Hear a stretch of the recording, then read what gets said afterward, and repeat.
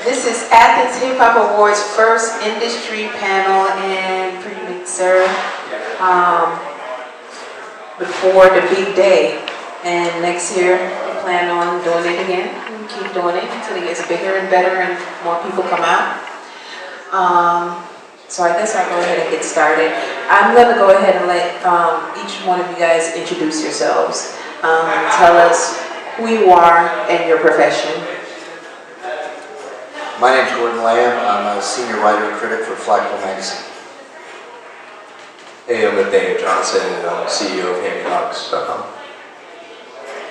I'm David Barbie. I'm the director of the University of Georgia Music Business Program in Chase Park Production Recording Studios, and I've been in the business as an engineer, producer, or just general music person for 35 years or something, a long time.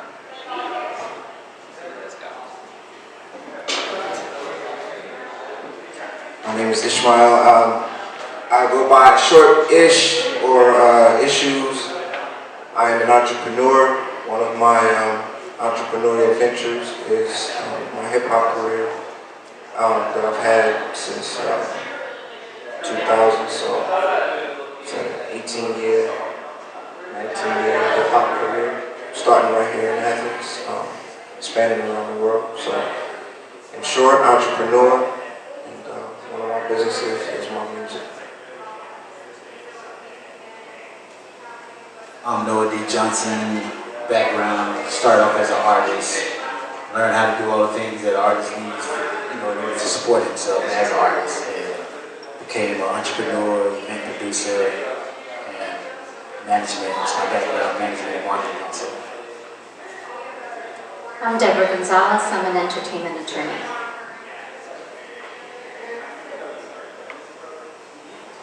Alright, so this Athens is a unique music town, and we want to help build it up when it comes to the hip-hop industry. One of the first questions I would like to ask is from each one of you, okay? What is your tip or your advice that you can give an artist in Athens that has already written, he's recorded his music, he's almost ready to put it out there? What advice would you give that artist before he launches his official project?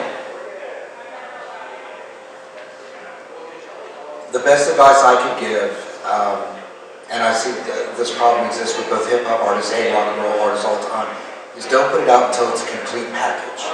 If it's your debut, don't just put out a song here or there or whatever, and don't keep changing the titles of things. Just wait until you have an album together or a mixtape all together and then put it out as a complete package. Otherwise, people get really confused and think you've released 14 things and you haven't. And it becomes really confusing and nobody knows really which direction to look when you post something or when you let people, when you tell people like, oh, I've got this new thing out. It's like, oh, I thought you put out something last week.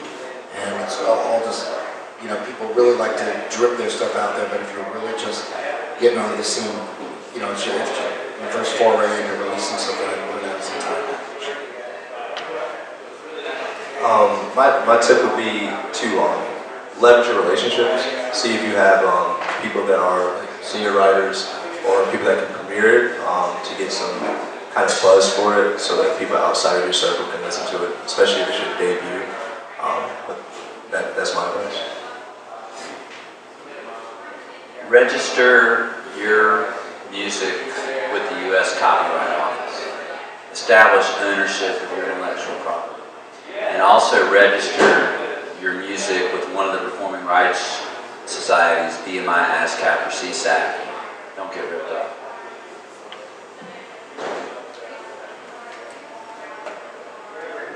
I'm going to piggyback on everything that they just said and wrap that up into build you a solid team. Because all of those things, although they can be done by you, by yourself, leveraging relationships, making sure that your music is packaged, done, recorded, mixed, mastered, done, registering your music, all of these different things. although they can all be done by you, it's best to have a team of people around you that you trust and that you can delegate responsibility to. And they believe in what you're doing just as much as you believe in what you're doing. So somewhere, or enough to make a functional relationship and start putting all these things into place. Because if not, then you're going to trip over yourself trying to do everything. And yeah, that's my advice. I would say definitely all those things that was just said, and also have a marketing strategy, like a business plan on what you want to accomplish with this project, how much exposure you want, how many views, how many streams you want, and what's going to be the process and the platforms you're going to use to get that. And sometimes you can, what they call benchmark off of an artist that may be similar to you, that the target audience may be similar, they have similar music, and see how they market and where they market at. And that'll save you a lot of money on market analysis by doing that benchmark, and then make sure you just have a marketing strategy, a business plan, and a goal of what you want to accomplish with that project. So as the attorney, David sort of took my tip that I was going to say, but copyright is really important, and sometimes it's more complex than people realize. And so you might have people, friends, who help you with a song, and then all of a sudden who actually owns that song becomes an issue, right? And then it's a rush to whoever registers it first. And so one of the things is get some good advice. I know people say lawyers are very expensive. So let me give a shout out right now for the Georgia Lawyers for the Arts. They are in Atlanta. But it is important because at least you can get an attorney who can just talk about what is a copyright and sort of get you just some basics so that you understand. Because it is really important. That's where the money is in music. It's what you own, whether you own the music, whether you own the lyrics, whether you own the master. Those are all each different copyrights, and it's really important to know that. Because when you license, when you get those sync licenses for movies or in video games where, you know, they need music in video games, you want to make sure that you own those rights so that then you can monetize them.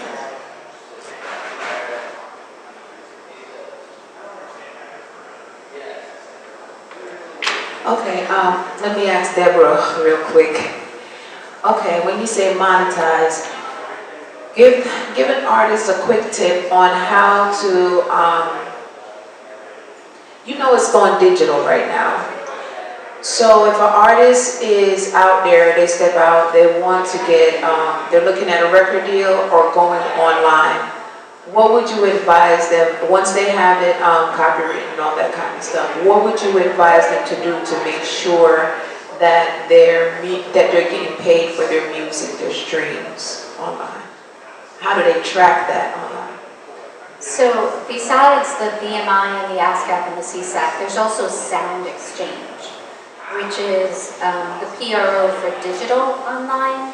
And there has been a lot of controversy about streaming and getting paid for streaming and how many streams you have to get before you get a check for $1, for example, thousands and thousands of streaming. And so it really depends on if you're new, where you are in your career when it comes to music, as to which may be the best platform for you, okay? But one thing that I do suggest to all of my clients is read the fine print of every platform that you are going to put any of your profile or any of your music on. And on things like, for example, Facebook, you know, their terms of service says that anything that you put on there, you give them a worldwide, non-exclusive license to use not just them and their promotion, but any of the third-party affiliates that they work with. So you don't want to put your whole song on Facebook because you just lost the rights and the exclusivity, because that's the other way that you make money, is that it's not available everywhere for free. Once it's available for free, you have to be careful. And so something like maybe simple like a music contest.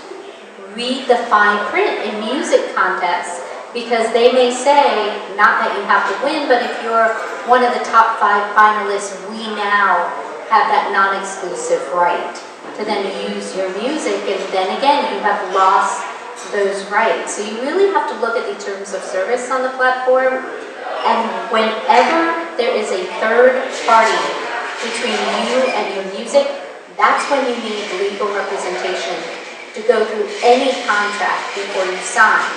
Because once you've signed, you've lost your leverage, right? They want you to sign, but once you do that, you're gone and you can be stuck. I mean, we have Prince that changed his name and he, shaved slave on his cheek because of a Sony contract that he got stuck in. So it happens to the best of us, right? So you really want to make sure you have somebody who understands the law, understands the contracts, protects your rights as a performer and songwriter.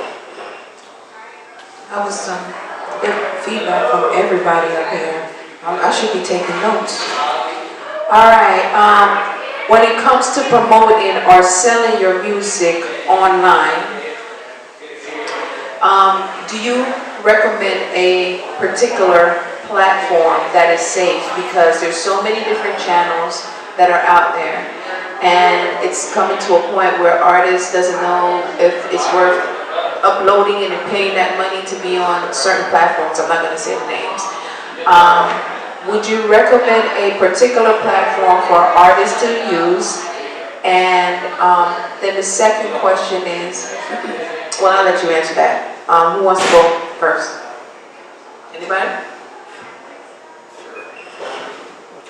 By platform, do you mean like upload to a certain streaming platform or through promotional? Like paid promotion? I was more thinking like, the SoundCloud. Oh yeah. You stream and Yeah, I think that what I would do is I would have any artist. I think if you're going to independently self-release music, you're not doing physical, all you're doing digital. I would go through DistroKid or a similar service. These things are $20 a year. That will put you on Apple Music, Spotify, all the major streaming services. Tidal's a little more selective, but they have the smallest listener base. And all your royalties will stream back to you through DistroKid or CD Baby, any of these platforms that do this. And when we get done with this, Deborah, I'm going to be curious if there's any legal issues with any of these companies that do this. But as a rule, if all you do is use their distribution, it's pretty straightforward. They take like 15%, but you get your streams, you get your stream mechanicals, your streams for your master recording, and then if you register with your PRO, you're getting all three things. What I would be wary of is paying them extra to register your copyrights for you. You can do that yourself. All these services offer these add-ons that to me have about as much value as the add-ons at a car dealership. They're just trying to get you money. what's a PRO? Performing Rights Organization, BMI, ASCAP, CSAC, Global Music Rights. Yeah, I would agree with David. I wouldn't say one platform would do it for you. You want to get your music out there, get as much exposure as you can. So digital distribution from the company, like you mentioned, similar to TuneCore, different things. TuneCore, yeah, same thing. I think those are good options. And also trying to do it yourself, selling your own merch, and if you can figure out how to sell your own streams from a platform, that would be awesome also, because I know one of the things that happened with iTunes, you can sell 500 copies, but you can't even get access to the people that you sold it to be able to market to them your next project that's coming out. So it's good to build your own personal email list also, to be able to communicate with the people that are fans of yours. Yeah, I definitely agree with both of them. What I'm doing, because I've had the privilege of making music in both the digital and non-digital age, and just the whole. I went independent. I signed my first record deal in 2004. I got my contract in 2006, and I went independent in 2007. And so, 2006, 2007 to now, it's been navigating through non-digital, CD Baby and all of that, and now dealing with the, right now I'm dealing with DistroKid. And it's really, what I've seen, and someone correct me if I'm wrong, it's just about, trying certain ones and then seeing what works for you, works for your situation, what you're trying to build. what you're trying to establish, and what works for your situation. You know what I'm saying? Because and making sure you're not signing nothing or agreeing to anything long term that's gonna lock you in something. All right. For the artists and the managers on the stage, because we have a few, even though they have professional backgrounds and they've changed hats. Can you share with our audience the first time you got paid and how did you get paid? The first time you got paid doing what you love in this music industry, what was that? What happened? Was it a record deal? Was it a show? Was it an appearance? What was it? And share with the audience. Anybody wants to go first? I guess I'll take that one. It depends on what you need getting paid. Like somebody buying your CD or $1,000 or more. When you got a check and you was like, oh my God, I might be able to do this for the rest of my life. And then you might didn't get a second check and you be like, wait a minute, but I just got this big check. Just a time where you got a good amount of money where it motivates you to say, I can do this. Like, I got paid. Like, you're not talking about selling one CD, Well, as an artist, I can say when I was paid to feature on somebody else's album that had a record deal, to write and do some vocals on that project. So that was like in the thousands. So that was the first time as an artist. As management, probably about 8 years ago, I had an artist I managed for a year. We did like $60,000 a year. I did 20% of that. So it wasn't a one-time check, but it was a nice year.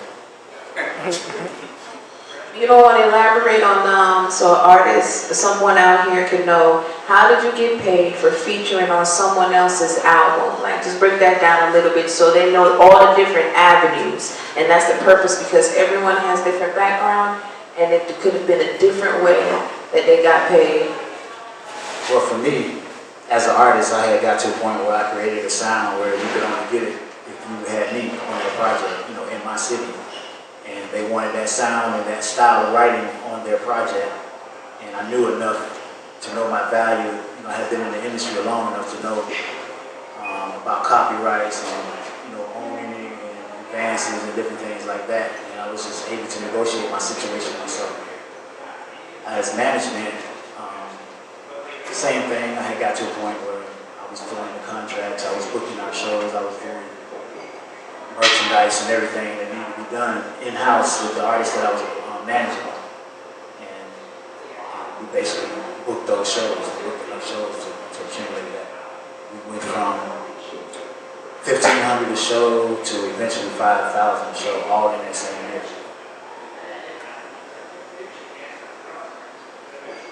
So, first time I got paid, I was like, man, I can do this. Well, I'm gonna break that down in a couple places. I was always about hustling, so when I had songs like Gordon was saying earlier, I've always, as a rule of thumb, I try not to put music out unless it's done. Even if it's a single, like I got 3 songs, I will market it, put it into a CD, make a nice little single out of it, make sure it sounds good, package good, put it out. So I've always hustled hand in hand and sold CDs and made bread. Like, okay, I can do that. I would say when I got signed to my first record deal, and it was to Attica Sound. I don't know if anybody's familiar with Attica Sound. Biggest act to come off Attica Sound, that was Rehab. So you're a Rehab fan, but even that is some twisted turns. We ain't gonna get into that. But when I got my first record deal, got my first label advance from them, that was kind of like, even though it was small, it was kind of like, yeah, I could do that, right? But then, as I grew as a person and grew as an artist, I got out of my record deal and I started my own record label. And once I started my own record label, it kind of aligned itself to where now I'm having opportunities to do things overseas. You know what I'm saying? I had built up enough momentum, now I'm overseas doing things. And my first show in Zimbabwe, I got paid as a label, we made 15 stacks off of that one show. And since I was the label, since I was the label and the artist, you know what I'm saying? Because usually, you know, when I was signed, I get my, you know what I'm saying, like part of my money that I make from whatever goes to the label. You know what I'm saying? So for artists that don't know, when you get your advance, that's why I try to, you know, separate the two. Because when I got my advance, that's what it was, an advance. You know what I'm saying? You owe that back. You know, that's a loan. You know what I'm saying? Most artists, they get that little label advance, they think that's their money. And I remember that feeling. You know what I'm saying? I got my little advance, I'm like, oh snap, you know what I mean? But then I woke up quick, like, wait a minute, hold up, you know? So now I'm not making money for shows. And I was still making money for shows even on up to that. But part of that money went back to the label.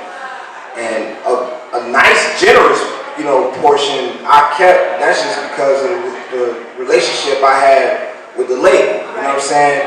Which another part of that label part is that I did get offered a substantial amount of money from Interscope that I turned down. So that at least allowed me to see what my worth was. You know what I'm saying? So they offered me a nice 6-album deal, and I wanted to turn it down, even though the money was, you know, for somebody who didn't know, it was great. You know what I'm saying? But when I got that money, and I was the label, and I just had to pay out percentages here and there for people who did X, Y, and Z. Totally different thing. So yeah.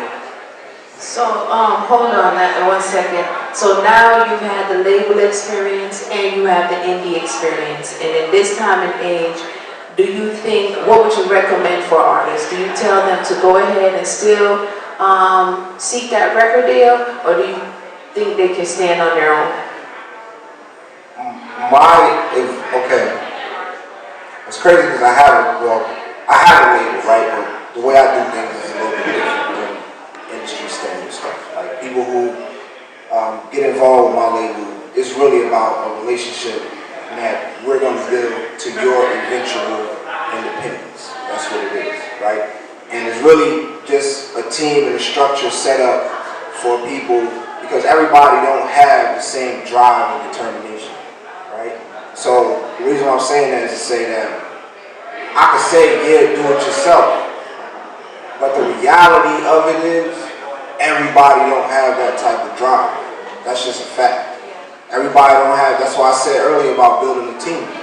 Because although you can do all these things yourself, but it takes a certain grind and a certain determination that most people don't have. That's why there's a small percentage of people that become professional athletes, and a small percentage of people that become successful in any walk of life, right? And music especially, because music is an artistic form of expression. It's a business based on an artistic form of expression. Well, you know, if anyone knows anything about artists, we have certain tendencies, you know what I'm saying? You know, we're not always the most punctual, and the most structured, and the most, you get what I'm saying? So you need that type of, right, those are the best ones, right, you know what I mean? Like the most successful artists have the best teams around them. It's just that simple. So what I would suggest is, yes, be independent. You know what I'm saying? Yes, be independent. Build a team around yourself of people who are competent, who knows what they're doing, or whatever the case may be. Or if you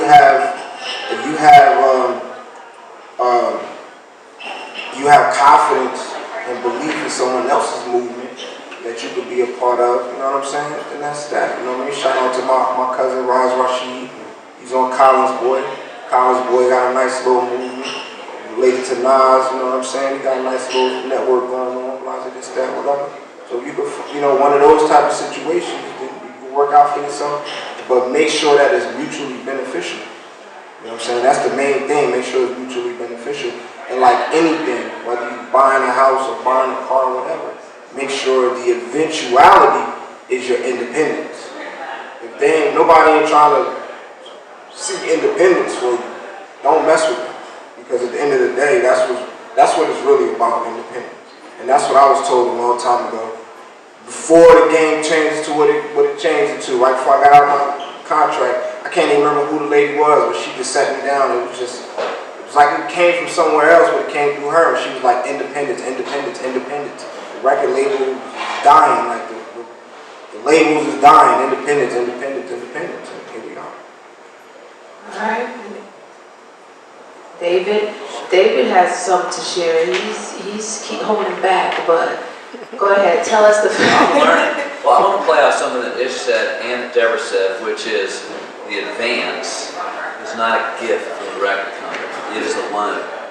And what Deborah pointed out, that ownership of intellectual property is where all the money is. That's why these big companies want to own it. Your original question was, what's the first time you really got paid? Like, the first time I got paid, I made $10 playing drums at a keg party, and I was 12 years old. Why I was playing drums at a keg party, and I was 12 years old. That's a good question. But you mean like getting paid for real? That you said, my God, I think I could do this. Buying a house. Is when I went from playing in like punk rock bands for like a few bucks here and there to like playing in a much bigger group that was selling hundreds of thousands of records and CDs back in those days, and then writing songs for other artists, one in particular that was like 500,000 gold record, like good record sales. And the first time I got a check from my music publishing for the ownership of one of my songs, and my check from BMI, my performing rights organization, for airplay, it was astonishing. And the other thing was that I had no advances. I did not take a publishing advance. I did not take an advance from a PRO because I understood what Ish was saying about the value of independence is that the advance is a loan. And I didn't want to owe anybody. I just thought, if I can just keep on just making a couple bucks here and there, when I do get paid, it's not like, here's your royalty statement, where's my check? You don't get one because you owe us all this money. It's like, you don't owe anybody anything. So it was a decision I made as a young person to just live with less, live super low down, kind of sparse lifestyle. But when checks came in, it was basically for what Deborah said, which is owning that, and like that, depending on how much of a percentage of the song you have, that like 5 to 9 cents per sale, it adds up. It's a big deal.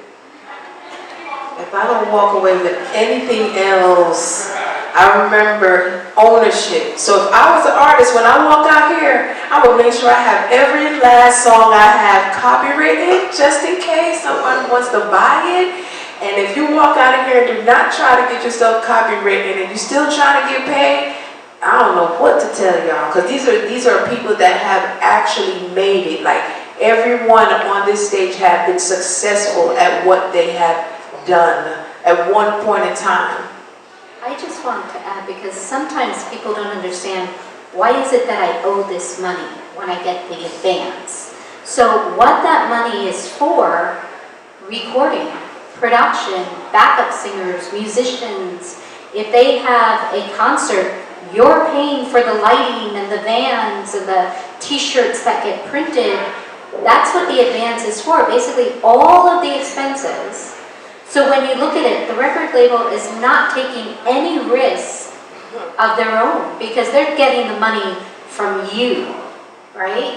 And then you add to that what is very common, which is called the 360 deal on these contracts, where the record label says, okay, because I'm putting out your record, you're going to get all of these other opportunities, and we're going to take 30%, even though we did nothing. But you're on a TV show, and you get paid for it, we get that money. You're in a movie, and you get paid for it, we get 30% of that. Whatever it is, you're in an animation, you're in a video game, whatever it is that you do, that record label in the 360 deal will take 30, sometimes it's even more than that.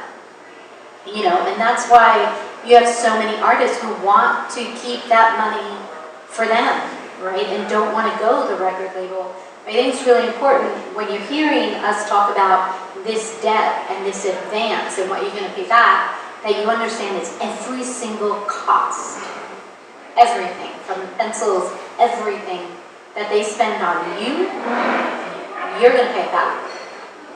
So those are the TLC, or with the TLC deals where they were on tour and and then they didn't have anything. When they end up, they sign bad deals. So they end up with nothing. They end the car. And so one of them had actually bought a house for the parent. And the record label said, you shouldn't have bought that house. You should have given us the money. And the judge said, no, they had every right to buy that house for their parents and to sort of pay back their parents for what they had done. But it was a very unusual case decision because it wasn't really done by law. It was done because the judge just felt that family came before the record label. Any of you down here want to share? What he said with features, I'm still waiting on the big check yet. My artists are doing well, but we're still waiting on the big check. But so I started a company here called Hammy Dogs. Squale's there. He helped, start us with doing shows here in Athens. But we've grown to Atlanta and started managing artists and working with them to promote their music through the base that we built with our website. But what we see a lot of issues are, even though a lot of people make music with their friends, is split sheets.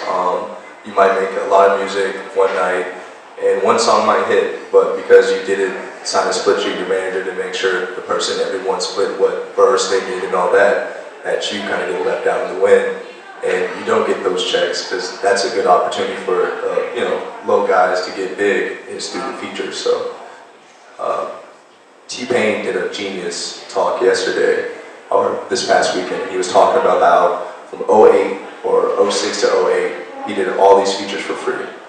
And he was hoping that he got the return from them coming back on his track, but none of them did any of his album.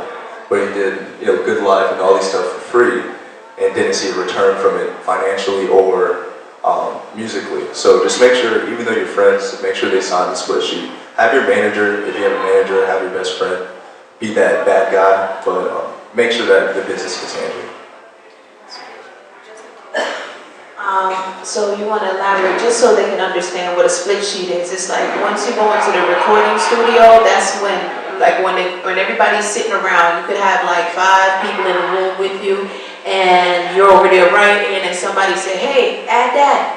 And that's their addition to it. You basically could have got paid for that, or so just break it down a little bit. Yeah, so like any aspect, like you can tell your friend you should change this note or change this word. You can get credit for that in the song. So like it can break down to the production aspect or even to the writing of it. But that's the most I know from my understanding. I know Deborah and David can kind of elaborate on it. I was just going to say you have to be careful sometimes when you get into the studio, because sometimes they actually have some of the studio musicians sign an agreement before they go in that anything that's added is not theirs. Okay, so they treat it more like a work for hire kind of scenario, so you want to be careful about that. If you are being that studio, that backup, going into the studio and then you start adding things and thinking that you have that ownership, right? And that's why the split sheet is so important. Also, the split sheet will get sent to the copyright office, right? And the performing rights organizations want that information because they have to know who it is that they're going to be paying. With the split sheets, you can see like you can work on an art or work on a song and do a song and might not have the full deal and everything agreed on, and they can put it out and it can do very well. We have an instance where we didn't necessarily agree on the terms yet for the splits for a single, but we did it with an international artist, but they released it in China and it did very well in China. Luckily they didn't try to screw us over, but they agreed to the terms that we had previously before they released it in the US. So there's a lot of stuff where you have to just make sure that you get your stuff. Gordon, you want to elaborate? Sure. What I was going to say is I've played in several bands during my life, and I've had absolutely zero success with any of them. And I've never made a single dime from performing or recording music. But over the last couple of years, I did have a book released by the University of Georgia Press, and you'd be surprised, or maybe not, how very, very, very similar book contracts are to record contracts. And I've been in the industry long enough where I've been party to several record contracts. And so when the University of Georgia Press handed me their kind of boilerplate contract, I knew exactly what to cross out. And exactly. I know, but authors, just like artists, are often so excited just to get a contract. Whether you sign it, they'll sign it the second it's handed to them without reading it. I was fortunate in that I had enough experience to, like I said, to know what to cross out and what to negotiate. And just like David Barber was saying, I refused any advance that they offered me. But through refusing the advance, I was able to negotiate a higher royalty rate. And I said, no, I don't want to take an advance. I don't want to owe you any money. I want to get a higher royalty rate, and I want to be paid from book number one. And it made the accounting a lot smoother. And indeed, I did get paid from book number one. So I know when I get my accounting statement, it's literally reflecting me being paid for every book that was sold. And so it makes it keeps it smoother going forward. Also, I wanted to say that psychologically and fundamentally, a lot of artists need that advance because they're working a day job or they're working a night job, and so they'll take an advance. And like Deborah was saying, that is supposed to pay for living expenses if it's enough money for that. For living expenses, for recording expenses, for going on the road. A lot of times the record label advance also functions as tour support. And it's a way to ideally it's a way to free the artists from their other responsibilities so they can concentrate on the art and everybody can have a hit record and all that. But when you start off your relationship in debt to somebody else, it fundamentally changes that relationship. You're immediately under a lot more pressure to perform, to record, to change songs the way you might not want to change them because the label thinks it can be a hit this way, and it changes your vision. It's just, think of like when you borrow money from a friend or something. Until you pay that person back, your relationship is different, whether you realize it at first or not. But it does, it changes. You're not meeting as equals at that point. So I'm not against people taking an advance if they need it, if it's necessary, in order for the project to even happen. But it is something to be very careful about. Yeah, very careful. And I'm gonna just come from the standpoint of being an artist and just actually, when I first started rapping, that was the thing. That was the thing. Get a label advance. You know what I'm saying? Get that first label check. It didn't matter what it came with or what it was all about. Getting that label check. You know what I'm saying? Getting a label check. I mean, this is before I was even issues. I had a whole other music career before I was even issued. That go back to like '98. You know what I mean? So, but at the time I was with a group called Deadly Snakes. Well, I was with a group called The Dynasty. We was touring with a group called Deadly Snakes, who was signed to Tommy Boy, that pretty much got burned in rubber, right? So that was my first taste of industry life and everything, and it was all about the label advance, And that's like for rappers, hip hop artists, young black kids in the ghetto, whatever. We just seeing that money that comes with that label money. You know what I'm saying? So that's what it was always about. I don't say always about, but I always, for a long time, I used that as a mark of success. You know what I'm saying? And using the word he used, psychologically, what it does for us is for the reason why a lot of young African Americans get caught up in that is because it's acceptance. And you're dealing with the psychology of a lot of people who they've lived their whole lives without that acceptance. So that's the ultimate acceptance, that your level of expression is wanted by them giving you a check. They're not telling you what the check comes with or everything, that comes along with it. So, not to drag that out, but what I'm going to get to is that when I got signed to Attica Sound, I didn't read the contract at all. I had, actually, what I did was I had my manager's lawyer read the contract, which never do. First and foremost, as an artist, Manager, I had my manager, manager. lawyer. But see, the thing about my manager was like my big brother. Okay. You know what I'm saying? I've been knowing him since I was in high school. He was like my big brother. It was like typical manager. He was my man, basically. He's still my brother to this day. But putting it in layman's terms, my manager's lawyer read my contract, right?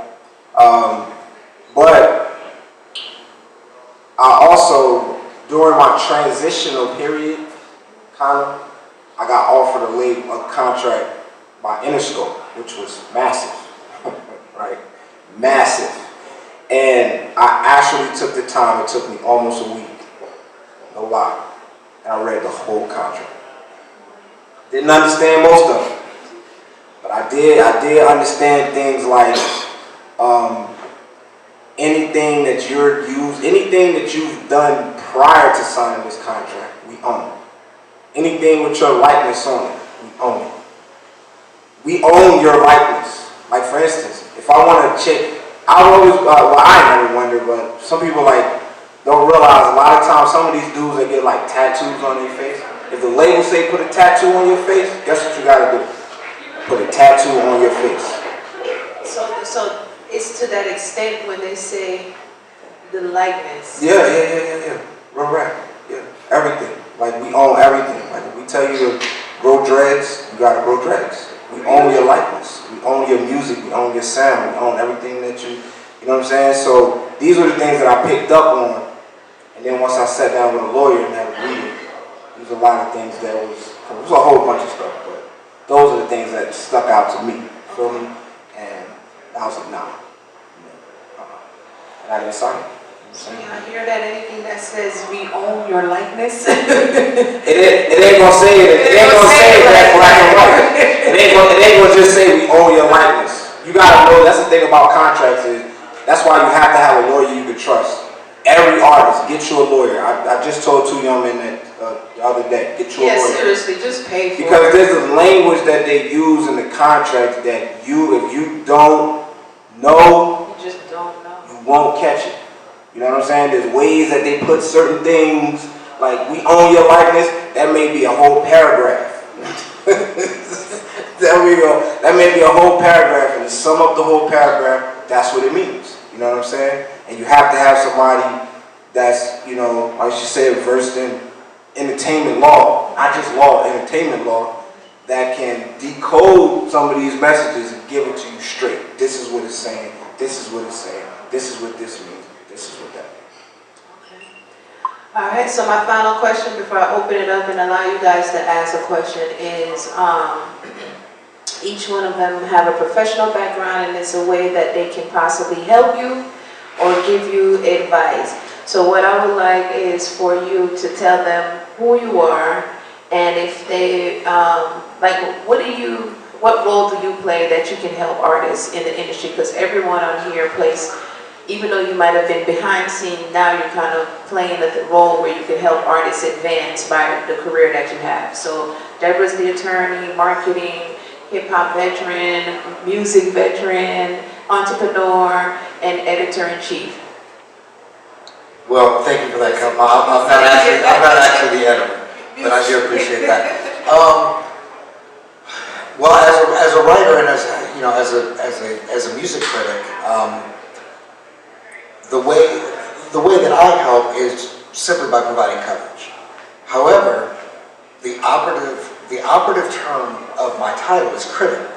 Just because I have access to your music or just because you delivered your music to me doesn't mean I'm going to be complimentary. If I think it's bad, I'm going to say so. So that's right there. I think as far as straight up promoting or furthering people's careers, the role I played when I ran a festival called Athens Intensified was a lot more because I was booking a lot of, since we're talking about the hip hop awards and everything, it was the first festival in town to really aggressively book hip hop and artists from all over the country and stuff. Didn't have too much success with that, but it was what I always like to say, it was artistically successful, and I enjoyed that a lot. But yeah, I guess that would be my role as a critic is simply know that you've got somebody with a critical ear listening.